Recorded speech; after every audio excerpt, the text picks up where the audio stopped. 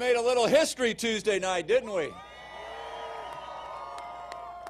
We maintained the House of Representatives and the United States Senate because we elected Todd Young.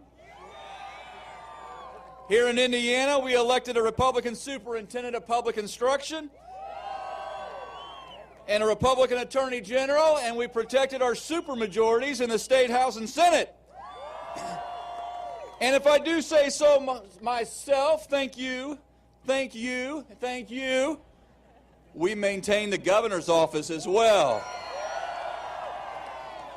You know what other history we made? I think you do. America, starting right here in Indiana, just after 6 p.m., elected our very own Governor Mike Pence as the next Vice President of the United States of America. Americans chose proven and responsible leadership, the type of leadership that creates jobs and lowers taxes and works every day to improve the lives by focusing on the future. Just imagine how much we can do with a real partner in the White House. Just imagine what we can do when D.C. isn't breathing down our necks and stifling our innovation and creation and creativity with their overburdensome regulations. But there's one thing that every single person here doesn't have to imagine, and that is what kind of vice president Mike Pence will be. Because we've known Mike Pence for over 20 years, just like so many people now are getting to know around America. And our impression of Mike Pence has never changed. He's a man of integrity. He's a man with a servant's heart. And he's never forgotten that cornfield in the backyard where he came from and where he's been leading others to. And like I said about Indiana on Tuesday night, when it comes to a Trump-Pence administration, you ain't seen nothing yet. Ladies and gentlemen, please give a great big Hoosier welcome to our First Lady and Vice President-elect of the United States of America, Mike Pence.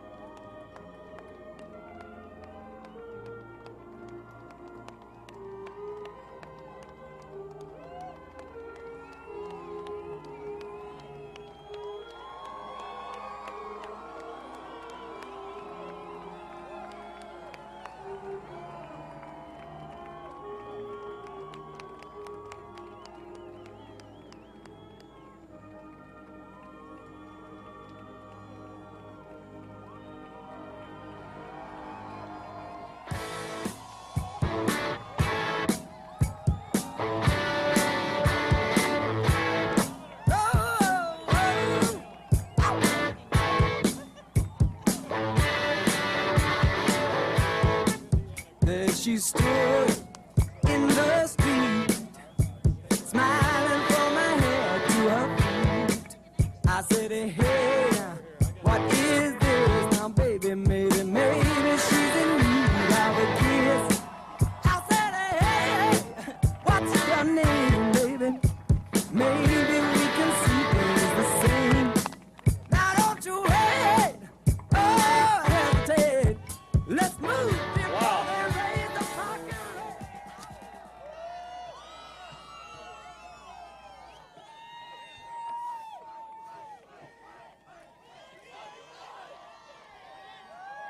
Hello, Indiana.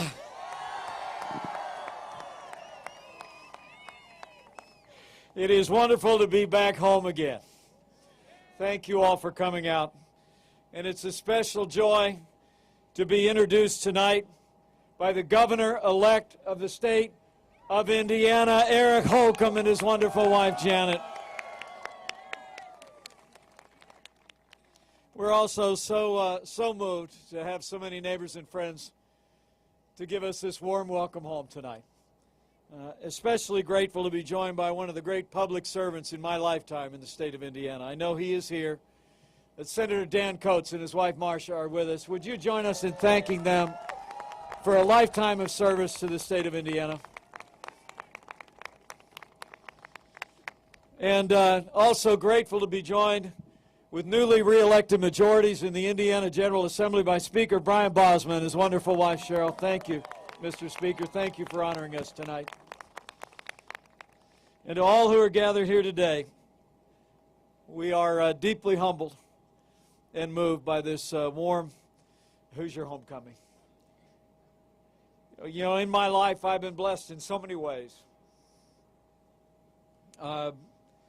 Blessed to represent my hometown in our nation's capital. Blessed to have had the opportunity to serve as governor of the greatest state in the greatest nation on earth.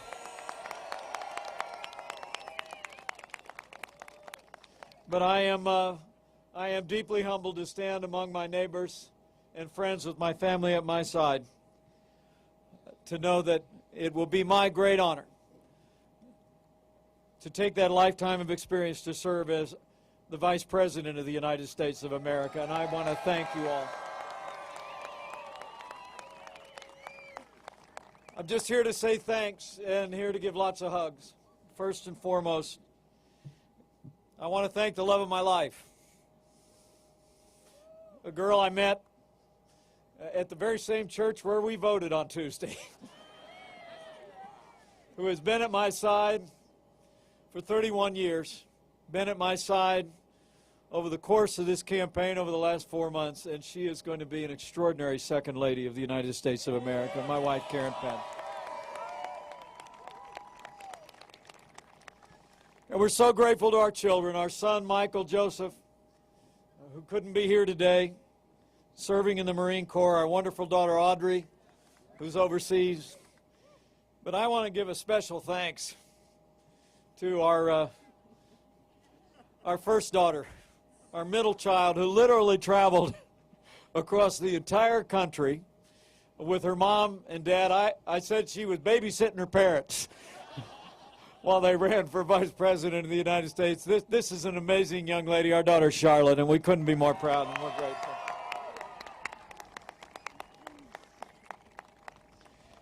And I want to thank my parents. My dad, who I have a feeling is looking down from glory and very surprised.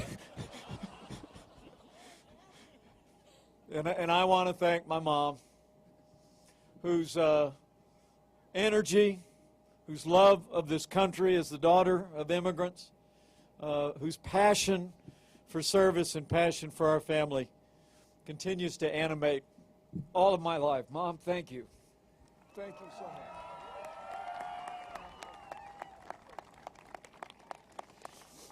And back here, the welcoming committee at the bottom of the stairs, my big disastrous family, the whole Pence family, we just love you and thank you so much for being there and carrying us with your love and your prayers. And I want to thank my father-in-law, Bernie Barcio, who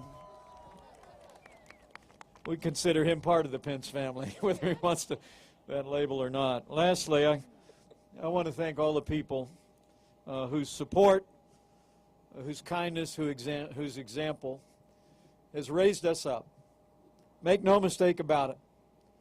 The example of the people of Indiana, the example of the state of Indiana in leadership that you have supported, carried us to this position, and I promise you, every day we will work our hearts out to make Indiana proud. I just have a few things to ask of each of you. Number one, I ask you to support our President-elect Donald Trump as he prepares to assume the duties of the highest office in the land. As support our newly re-elected majorities in the House and the Senate, and support Senator Todd Young as he partners with us to make America great again. I also ask you to support the strong leadership that has taken Indiana to record employment, to be the fiscal envy of the country, to be a nationally recognized leader in education, innovation, infrastructure, and even health care. By supporting our Governor-elect Eric Holcomb and his family, supporting Speaker Bosma in the General Assembly, supporting Senator Long, and all the great statewide leaders who will be moving our state forward. Our responsibilities will broaden, but we will be looking on fondly at the progress of Indiana as Indiana will continue to set the pace for the country. And lastly, I would ask each one of you to pray for us. Pray for us that we might serve with integrity of heart, with the grace, and with the common sense that is synonymous with the name Hoosier. And I also ask you to pray for our country.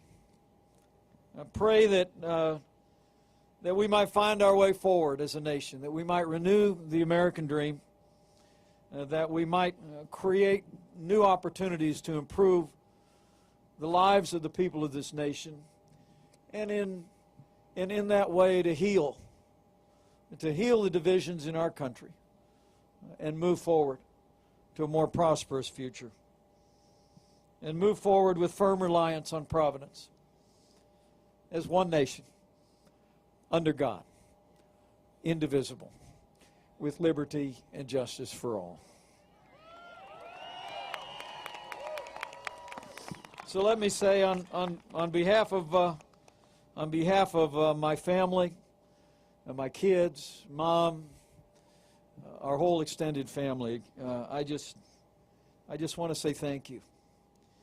Everything I am, everything I will ever be, I owe to God, my parents, my family, and the good people of the great state of Indiana. And so let me just say to each one of you, I hope you will always know that wherever my duties take me as Vice President of the United States of America, every morning that I wake up, my heart will always be where the moonlight is fair along the Wabash, and from the fields there come the breath of new-mown hay, where I know the candlelights will always be gleaming through the sycamores on the banks of the Wabash far away. Thank you, Indiana. God bless you. We're going to work our hearts out to make you proud.